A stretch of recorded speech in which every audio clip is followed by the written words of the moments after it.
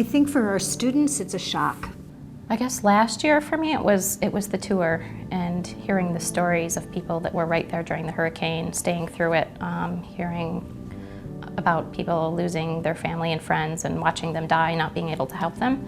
So you went to visit somebody in their home and they weren't feeling up to coming out of their bedroom? Yep. And so you sat for how long? Pulled up a chair. I don't even know. I lost track of time. It was at least a few hours. It was 3. 3 hours, yeah. 3 hours. Inched my way up. It originally started as a couch in the living room. Then started couldn't hear, so I inched my way up, standing. And I grabbed a chair, pulled that down, and it's just basically me sitting in this dank hallway, speaking to a sheet to the right of me.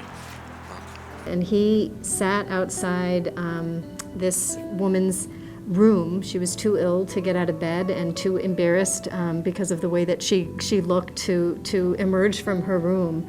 But she still remembers that interaction. In fact, we just talked about it this last trip. We work with older adults who are homebound, and that's really interesting and unique in a different way because their stories are,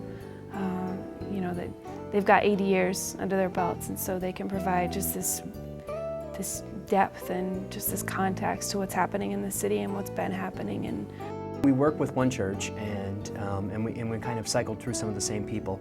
One really poignant experience that I had. The first year I worked pretty intensely with this mother, her 2 daughters, and it was a baby that lived with her. And at the end of that, we kind of felt like we had made some change. We felt really good about the interactions we had.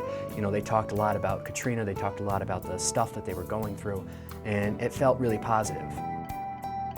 There's another woman who students have visited, Miss Ida, who is a woman in her 80s who was in the floods and climbing up the bridge, being rescued by a boat when the water was up to her neck, and having to climb up on a bridge, and was displaced for a long time and then was able to return.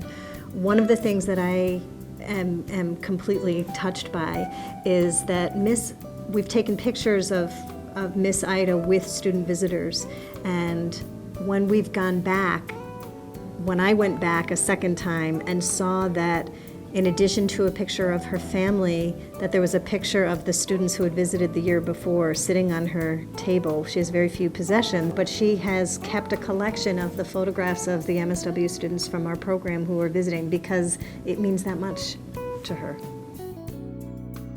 The students that have gone and have since graduated are still in touch.